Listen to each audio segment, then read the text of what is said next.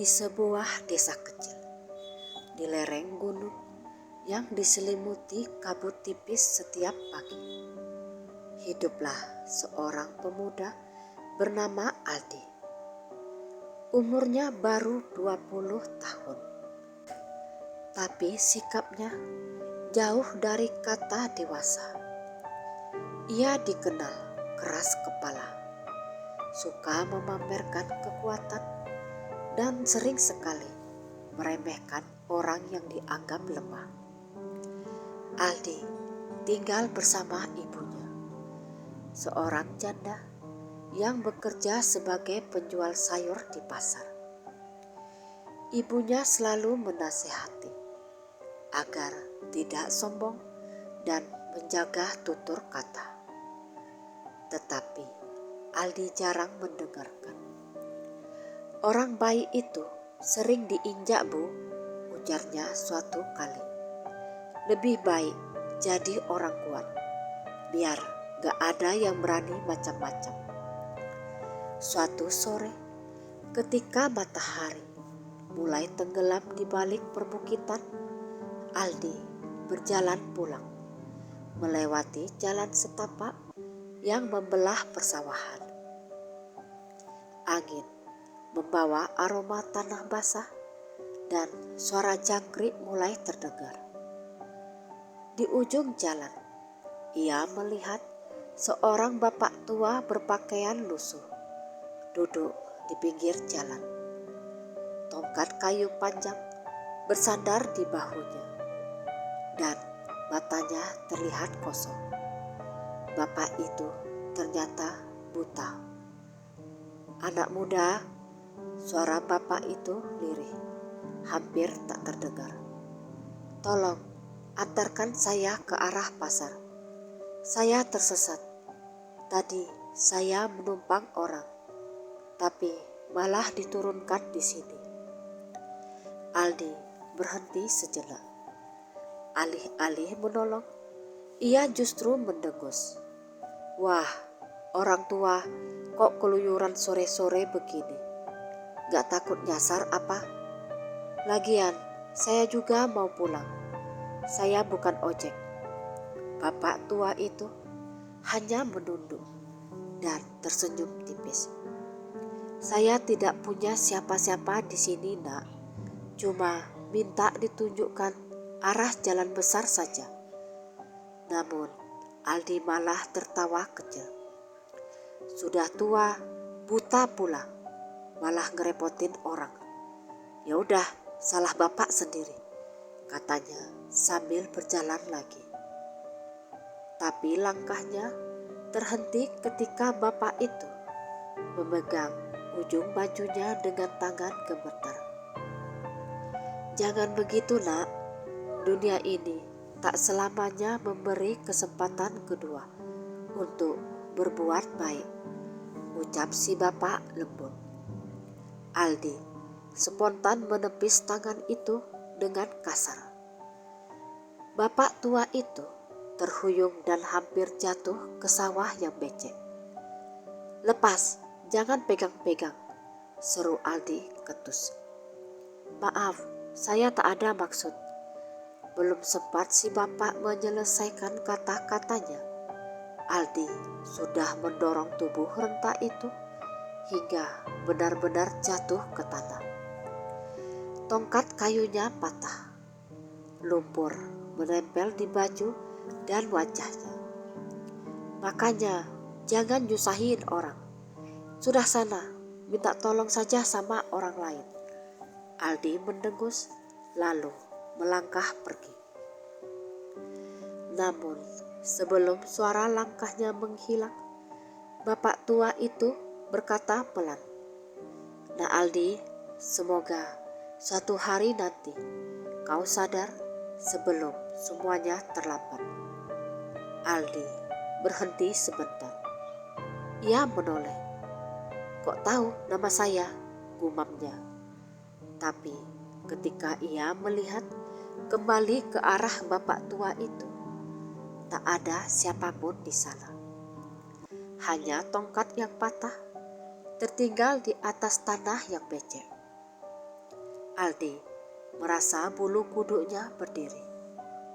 Ia yakin tadi belum jauh berjalan, tapi bapak tua itu lenyap tanpa jejak.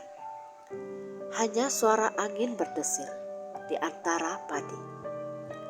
Ia menelan ludah, berusaha mengusir perasaan aneh yang tiba-tiba datang.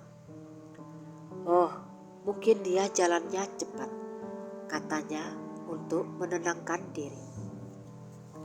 Sesampainya di rumah, Aldi tidak bercerita pada siapapun. Namun malam itu ia susah tidur. Setiap kali memejamkan mata, terbayang wajah bapak tua itu.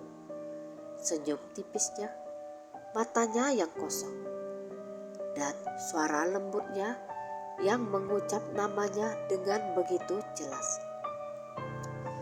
Beberapa hari kemudian, hal-hal aneh mulai terjadi.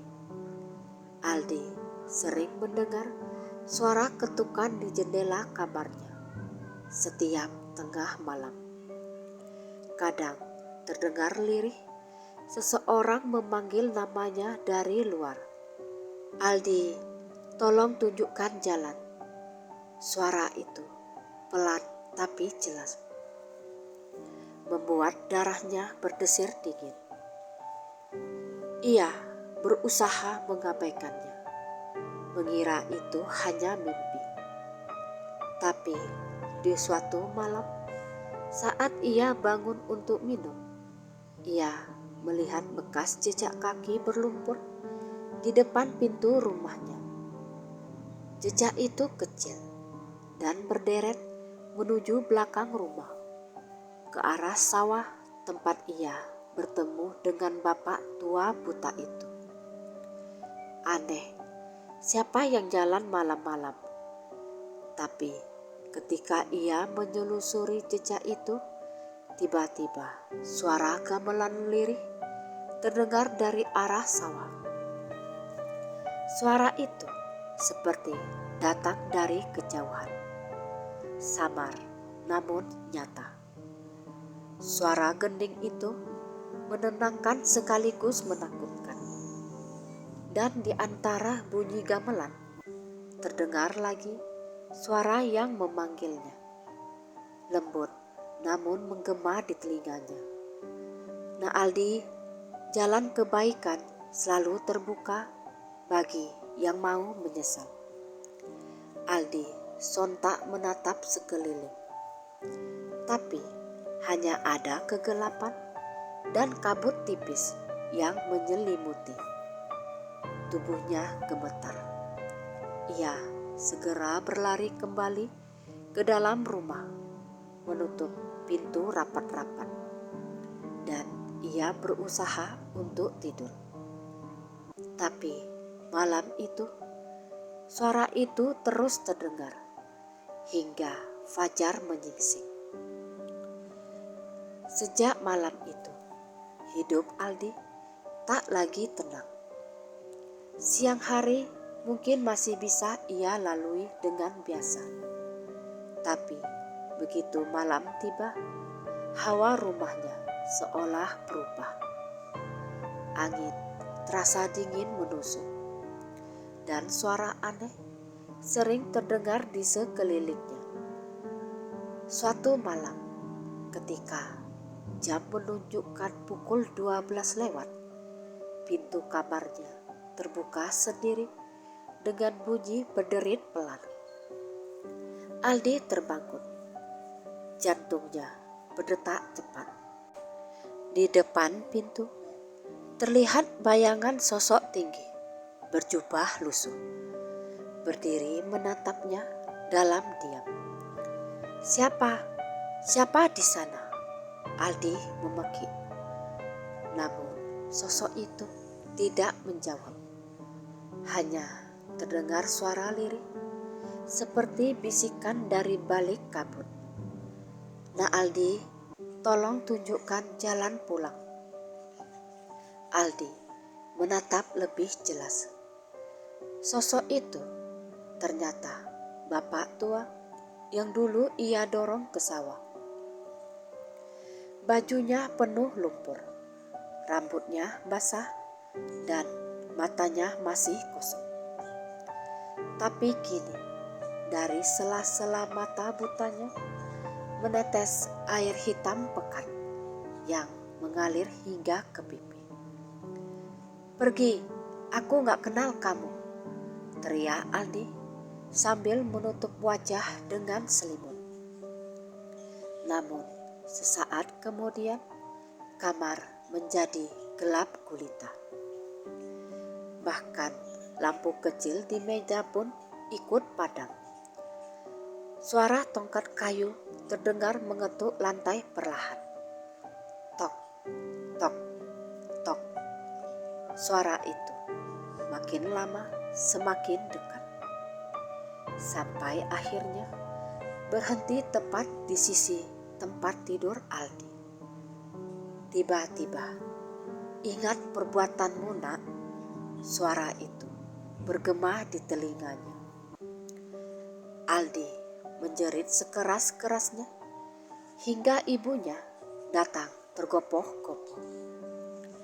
Namun ketika pintu dibuka, sosok itu sudah menghilang. Ibunya cemas. "Aldi, kamu kenapa, Nak? Mimpi buruk lagi ya?" Aldi gemetar. Peluh dingin membasahi tubuhnya. "Bu, ada orang di kamar ini. Bapak tua buta. Dia datang lagi." Ibunya menatap sekeliling. "Tidak ada siapa-siapa, Nak. Sudah, berdoa saja. Jangan suka bicara kasar. Nanti gangguan itu semakin kuat," nasihat sang ibu lembut. Namun Aldi tak bisa tidur lagi malam itu. Ia mulai teringat kata-kata bapak tua itu sebelum menghilang di sawah. Dunia ini tak selamanya memberi kesempatan kedua. Keesokan harinya, Aldi memberanikan diri untuk datang ke tempat ia pertama kali bertemu dengan lelaki tua itu. Pagi masih berkabut, sawah luas terhampar, tapi ada sesuatu yang berbeda. Di titik tempat tongkat kayu dulu tertinggal, kini tumbuh tanaman kecil yang berdaun aneh. Warnanya keperakan dan berkilau terkena cahaya matahari. Ketika Aldi berjongkok dan menyentuhnya, ia merasakan hawa dingin menjalar ke seluruh tubuh. Seolah tanaman itu hidup, berdenyut pelan di bawah jari-jarinya. "Ini apa sebenarnya?" gumamnya dalam hati.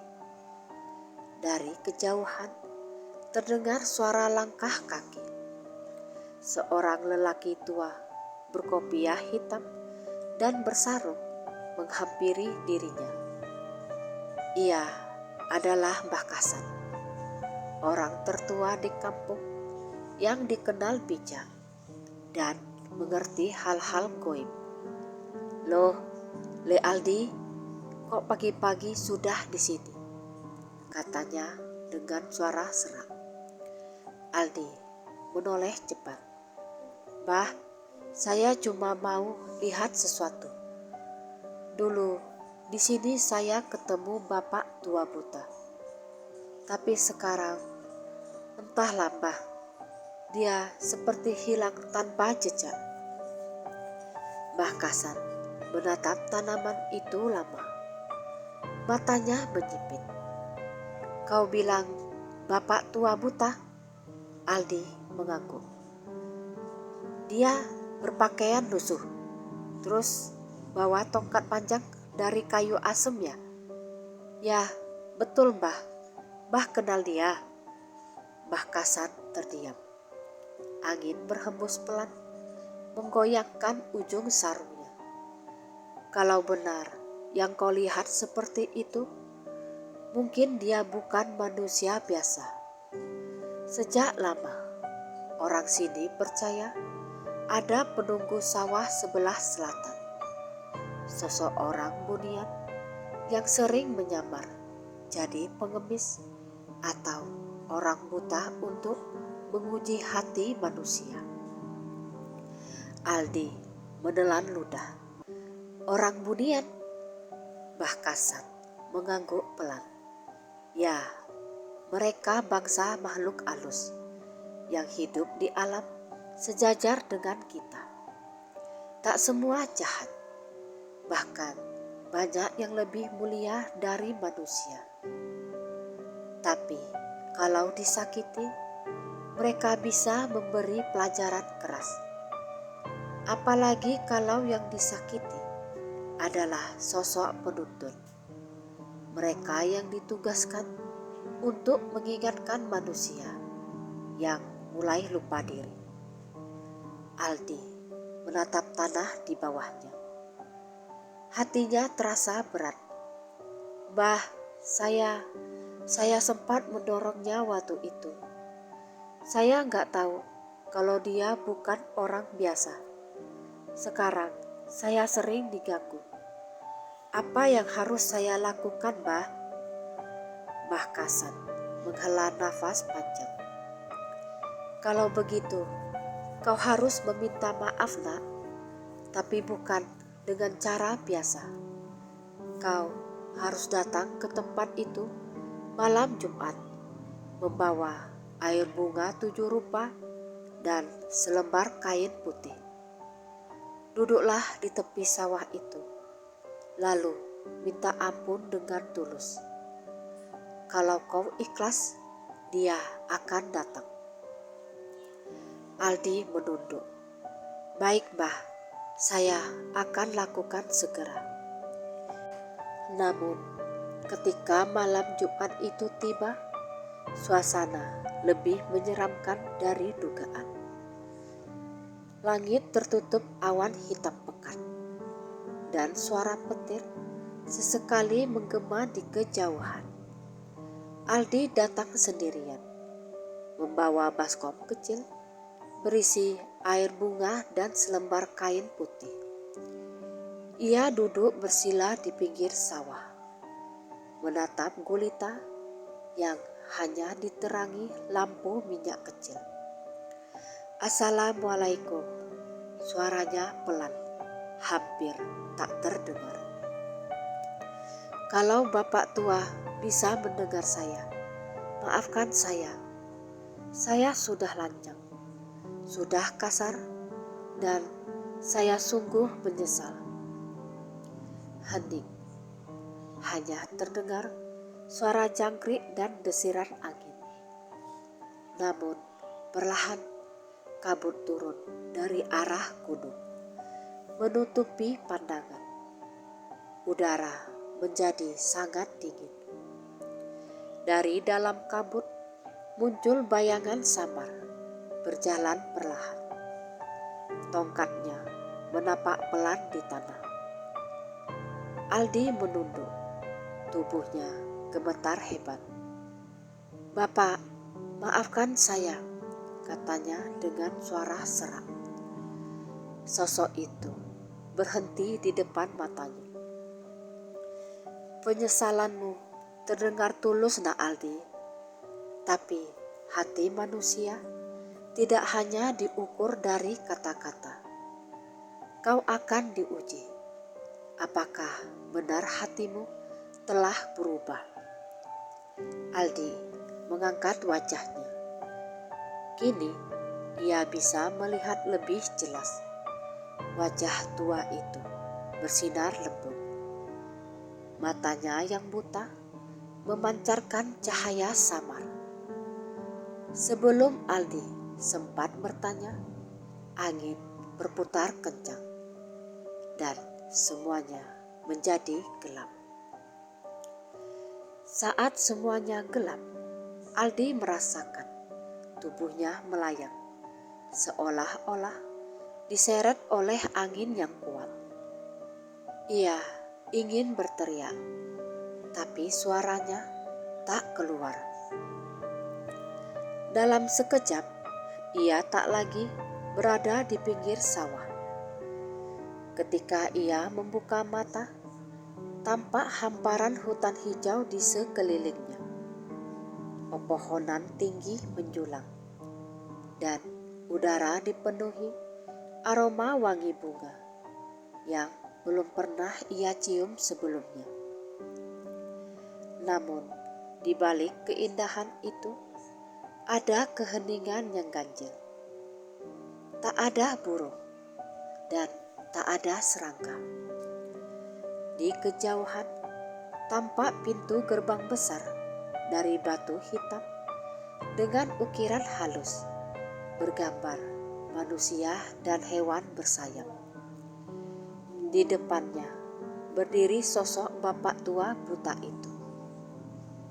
Kini ia mengenakan jubah putih bersih. Wajahnya tampak muda dan bersinar. Berbeda jauh dari sosok lusuh yang pernah Aldi dorong ke sawah. "Disinilah tempat ujianmu dimulai, nak," ucap bapak itu tanpa membuka mulut. Namun suaranya bergema langsung di kepala Aldi. Aldi berusaha menenangkan diri. "Tempat apa ini, Pak?" "Ini alam bunian, tempat tinggal kami. Tidak semua manusia bisa ke sini, kecuali mereka yang diberi kesempatan untuk menebus kesalahan." Aldi menunduk. "Saya siap menebus kesalahan saya, Pak. Apa yang harus saya lakukan?" Senyum lembut menghiasi wajah sang bapak. "Kau akan diuji dengan 3 hal. Hati, lidah, dan tanganmu. 3 hal yang dulu membuatmu lupa diri." Aldi terdiam, menelan ludah. Bapak tua itu mengetukkan tongkatnya ke tanah, dan tiba-tiba kabut hijau muncul dari segala arah. Dalam kabut itu, bayangan-bayangan aneh bermunculan. Suara tangisan, tawa, dan jeritan bercampur jadi satu. Tiba-tiba, Aldi melihat seorang anak kecil sedang menangis di tepi sungai. Tubuhnya penuh lumpur. Ia berlari menghampiri. "Nak, kamu kenapa?" Anak itu menatapnya dengan mata ketakutan.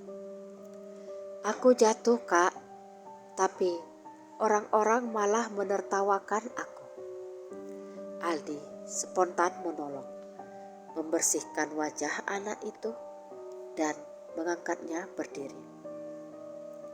Tapi ketika ia menoleh ke belakang, bayangan-bayangan manusia muncul menatap sinis sambil tertawa mengejek. "Kau bantu anak kotor itu? Dasar manusia tak berguna." Aldi menahan marah. Namun suara bapak tua tadi bergema di kepalanya. "Ini ujian hatimu. Kau akan memilih marah atau sabar." Aldi menggenggam tangannya kuat-kuat, lalu memeluk anak itu. "Biarkan saja, nak. Yang penting kita gak balas jahat dengan jahat." Sekejap kemudian, bayangan-bayangan itu lenyap, digantikan cahaya lembut dari langit. Anak kecil itu tersenyum, lalu menghilang menjadi cahaya putih. Bapak tua itu muncul kembali. "Kau lulus ujian pertamamu." Aldi menghela nafas lega. "Masih ada 2 lagi, bukan?" Bapak itu mengangguk, lalu mengetukkan tongkatnya sekali lagi. Tanah di bawah mereka bergetar pelan. Kini Aldi berada di tengah pasar ramai. Orang-orang berjalan cepat, berteriak, menawar barang. Tapi ia sadar tak seorang pun bisa melihatnya. Di tengah keramaian itu, ia mendengar dua orang berbicara. "Heh, itu anak penjual sayur, si Aldi. Katanya anak durhaka, suka ngelawan ibunya. Ya, dengar-dengar dia juga pernah mukul orang tua buta loh." Aldi ingin berteriak, tapi suaranya tak terdengar.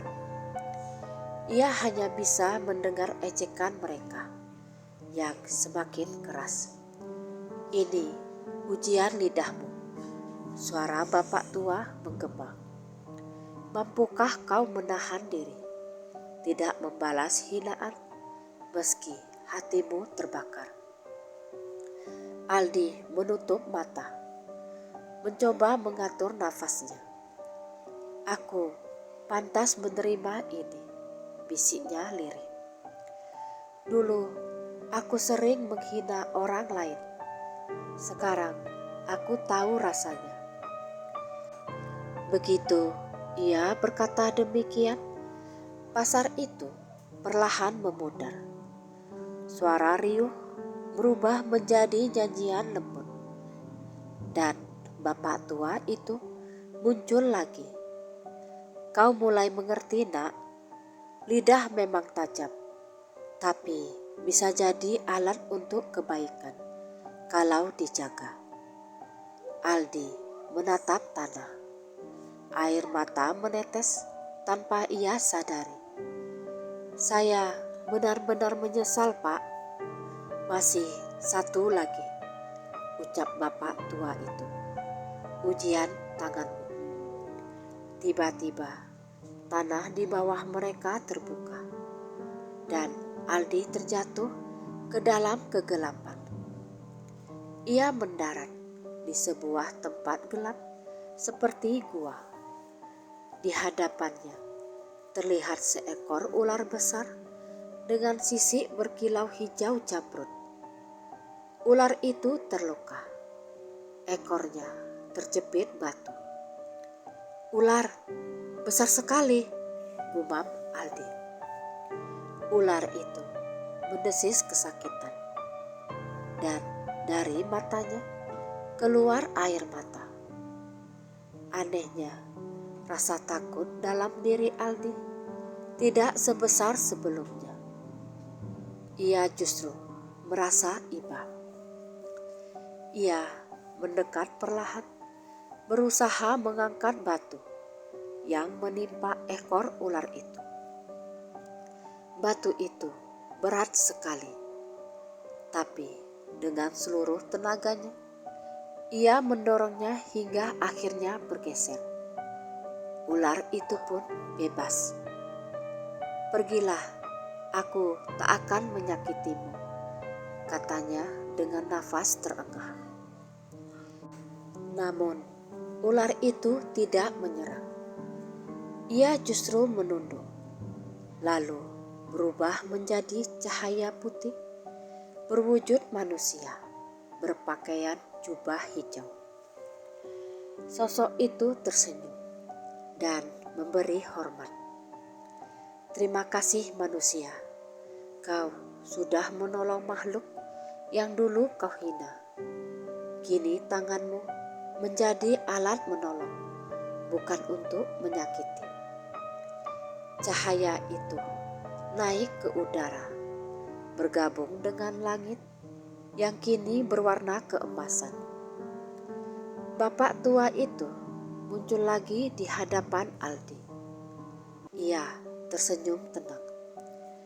"Kau sudah melewati 3 ujian dengan hati yang ikhlas.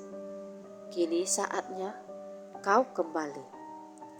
Aldi menatapnya dengan mata berkaca-kaca. "Terima kasih, Pak. Tapi siapa sebenarnya Bapak?" Bapak itu hanya tersenyum. "Aku hanyalah penjaga keseimbangan di antara dua alam. Orang Bunian menyebutku Ki Surapati, pengawal sawah dan penjaga hati manusia. Aku datang bukan untuk menghukum, tapi untuk menyadarkan. Cahaya di sekitar mereka semakin terang. Angin lembut berhembus, membawa aroma bunga melati. Pergilah nak, tebuslah kesalahanmu dengan berbuat baik kepada sesama. Dunia manusia masih menunggumu. Aldi menunduk hormat. Saya akan ingat pesan itu. Seketika tubuhnya terasa ringan. Lalu semuanya menjadi putih yang menyilaukan. Saat cahaya putih itu meredup, Aldi mendapati dirinya terbaring di tepi sawah. Udara pagi yang dingin menusuk kulit, dan embun masih menempel di ujung daun padi. Ia menatap langit yang mulai berwarna jingga, lalu menyadari ia telah kembali ke dunia manusia. Baskom air bunga yang ia bawa masih ada di sampingnya. Namun airnya kini bening berkilau, seperti disinari cahaya dari dalam. Di dekatnya, kain putih yang tadi ia bawa kini terlipat rapi dengan sebuah bunga melati segar di atasnya. Aldi menatap bunga itu lama. Ia tahu itu bukan kebetulan. Itu tanda perpisahan dari Ki Surapati, sosok Bunian yang telah menguji dan menyadarkannya. Ia menunduk, mengucap pelan, "Terima kasih Bapak, saya tak akan lupa." Saat tiba di rumah, ibunya kaget melihat keadaannya. "Aldi, dari mana saja semalaman? Ibu khawatir sekali." Aldi menunduk, memeluk ibunya erat. "Maafkan Aldi, Bu. Selama ini Aldi banyak salah dan banyak menyakiti hati ibu." Sang ibu terdiam sejenak. Lalu air matanya jatuh. "Nak, ibu sudah maafkan sejak dulu. Asal kau sungguh-sungguh mau berubah." Sejak hari itu, Aldi benar-benar berubah. Ia tak lagi bersikap kasar. Setiap pagi, ia membantu ibunya berjualan sayur. Dan sore harinya, ia mengajar anak-anak kecil mengaji di langgar kecil dekat sawah. Orang-orang kampung yang dulu menjauh, kini mulai menghormatinya kembali. Namun, meski hidupnya mulai tenang, Aldi tak pernah lupa pertemuannya dengan sosok bapak tua buta itu. Setiap malam Jumat, ia datang ke tepi sawah, membawa bunga melati dan berdoa dalam hening. "Semoga Bapak Ki Surapati selalu dalam rahmat Allah," katanya pelan. "Terima kasih sudah menyelamatkan saya dari kesombongan." Beberapa bulan berlalu, di suatu malam, ketika bulan purnama menggantung indah di langit, Aldi duduk sendirian di pinggir sawah itu. Angin bertiup lembut, menebar aroma wangi melati. Tiba-tiba, ia mendengar suara gamelan lirih, seperti malam waktu dulu. Tapi kali ini bukan menakutkan. Suaranya menenangkan, seperti ucapan selamat datang. Dari antara kabut muncul sosok bayangan putih, berjalan perlahan dengan tongkat kayu di tangan. Aldi berdiri, hatinya berdebar. Namun kali ini wajah bapak tua itu sangat berseri. Matanya yang dulu buta kini bersinar jernih. "Nah Aldi," ucapnya lembut, "dunia kami dan duniamu tak jauh berbeda. Yang membedakan hanyalah hati. Jika hati manusia bersih, ia akan selalu melihat terang, meski di tengah gelap." Aldi menunduk hormat. "Bapak, saya selalu berdoa agar bisa menebus semua kesalahan saya.